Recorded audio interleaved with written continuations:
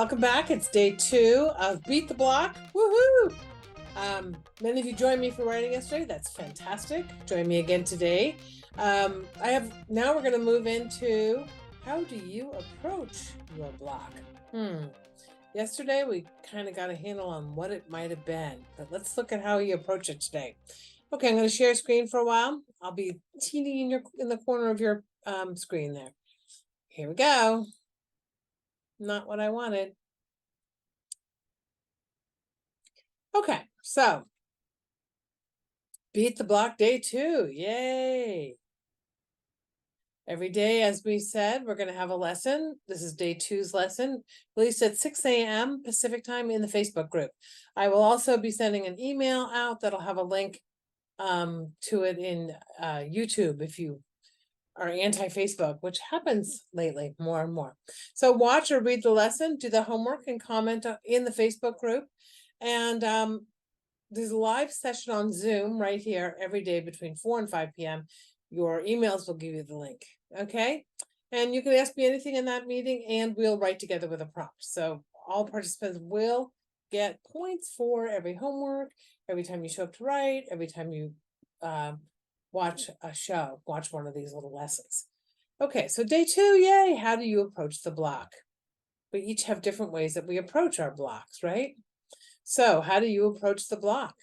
Mindset's this trendy little word that people use, and it's especially around block and resistance. And it's true that negativity and judgment can chill creativity. There's a lot of research that supports that. So positivity is better than negativity, and yet this is not a turn that frown upside down kind of fix, because of course you feel negative when you can't create what you envision. Of course it's painful. Been there. Oh, felt that. That's why I do what I do. So this is not about just paste positive over negative. This is about getting to the bottom of it so you can feel good about it. Okay, so let's move on. So a little more about me. Yesterday we found out that I'm a writer for my whole wide life, but now I'm going to tell you I'm a divergent thinker. So we did that yesterday, right? Are you divergent or convergent? And I am, surprise, surprise, divergent, right? Primarily. Obviously, I'm convergent, or I couldn't finish anything, but I'm primarily divergent. I'm happiest diverging. I was a brainstorm for 20 years, case in point, right? But even there, where I was paid for my original thinking, I sometimes got looks about being too weird or too crazy, or, just shut up. That's enough ideas for now. So even in that setting, right? And I wanted better control over my creativity.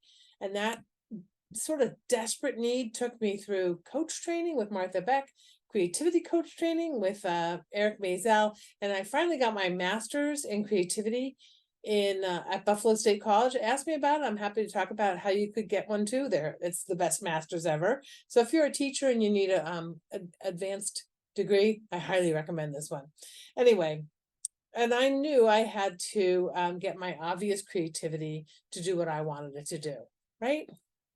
Okay, so as I've said, my book, Write Without the Fight, goes through all sorts of these concepts in greater detail, and you're more than welcome to get one from me at go.decodingcreativity.com/paperback. I'll put a post in the Facebook, or just from Amazon. Just search the title and you can get you can get a paperback or an ebook. You can also just walk right into any bookstore and order it. Just tell them that it's available. Can't remember, but it's available through their regular distributor. Can't remember the distributor's name. Sorry, but it is. They can order it. It's available through a regular distributor. Okay, so how do you think? You say you want to write, and why does your brain work against you? That's what we're looking at here. So since the 1960s, we have been developing these models for how we think. And this is an observed model. This is not like how you should think. This is how you're already thinking. It's called, I call it the deliberate creativity cycle. It's called the creative thinking cycle. This one is based on the work of Gerard Puccio, who is the chairman of the program at Buffalo State College, where I got my master's. I've changed some of the words and things because it's more applicable to how writers think about how we think. But the basic science and the basic thought behind it really mimics Dr. Puccio's model. Okay, so what gets you stuck?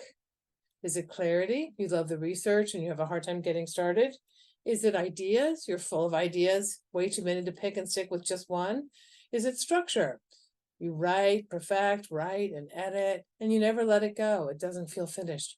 Or finish, you don't finish. You don't plan, you don't implement. Or is it the opposite? You race to finish and you don't let it really seep and steep and become its best work. Okay, diverging and converging are the heartbeat of creating. One is the inhale and the other is the exhale, and you really cannot create all the way through that cycle without diverging and converging. Let me show you how that looks. You cycle through divergent and convergent thinking. In clarity, you diverge and then converge. You think of all the possibilities and then you choose the challenges that you have to work on. In ideas, it's just diverging, just all the ideas you possibly can, and you let yourself go as far and as wide as you can, because that's when you get the really crazy and wonderful ideas. And then structure is where you really converge and choose which ideas you're going to use and why. How are you going to fit them together? What are you creating? And then when you finish, first you diverge because you're looking for all the possibilities. It's not just, is it going to be a book or is it going to be a movie? It's also, is it going to be pubbed or traditionally pubbed or self-pubbed or all those things? Is it going to have photos? So first you diverge and then you converge. And you use this little cycle in your brain, whether you're just going through your whole book or trying to come up with a book chapter title. First you're all the possibilities for that chapter title, and then you kind of think, no, I wanted to say this, and then you select one, you converge. Okay, so this little cycle goes around and around in your head, like the spin cycle in a dryer, whether you know about it or not, whether you notice or not, this is how it goes. Okay, so which thinking style do you think is your strength? In clarity, you tend to find gaps and needs, right? In ideas, you come up with the ideas, you diverge and come up with the ideas. In structure, you select and perfect the ideas and you put them into a plan, and then finish, you put the plan into action. So which do you think is your strength? Give this a little thought for a minute. Which do you think is your strength? Clarity, ideas, finish, or structure? And which do you think is your struggle? I'll tell you, my strength was ideas and my struggle was clarity. I never clarified. I didn't like it. I found it boring. I found it challenging, so I didn't want to do it. I didn't want somebody to ask me to do it. I had a low, I lost energy whenever someone asked me to clarify. I liked all my ideas. So, how do you approach your struggles? Are you a hider? Do you eat the frog? Do you avoid? Do you gird your loins? Do you run away, or you run toward? We each have different approaches to our struggles. So we're going to match the understanding that you had. Are you clarity, diverge and converge? Are you ideas, just diverge? Are you structure, converge? Or are you finish, diverge and converge? This is see the gaps in the vision. This is have all the ideas in the world. This is put it into structure and put it into format. And this is implement that plan. So also, what do you do when you're challenged? I avoid. I get busy elsewhere. I confront. I get very determined. What do you do when you're challenged? So that's your homework. What is your strongest thinking ability? And what is your struggle? And how do you approach your struggles? Avoid or confront? Okay, I'll look for that in the Facebook group. I love these questions. They're really meaningful, and we're really going to tie them into the right tools for you as we get into Tame the 5th day. Okay, congratulations. You really are on your way to unlocking the secret of your own kind of writer's block. How was it to get writing in a group? How was that? It's known to limit your resistance, to mitigate your resistance to writing. I'm an avoider, an ideator. I love ideas, and I'd be happy if that's all I ever did. but that doesn't pay the bills. Oh, but wait, it used to. But it doesn't get whole books written, submitted, or published. How do I get through the whole cycle and get things done? There's a lot of great research, evidence-based tools that we're going to share in upcoming days. So thanks for being in the 5-day. This is where you can find me on decodingcreativity.com, decodingcreativity.com. And oh, it's 2 down, 2 to go. Oh, 2 down, 3 to go. Post your questions in the Facebook group, Write Without the Fight, or email me, hellojulia@decodingcreativity.com. I write all year long with the Mighty Writers Club. I would love for you to join us if you're interested. Feel free to reach out to me and we can talk about it. Okay. Hey, so that was that. How do you feel about that? How do you struggle?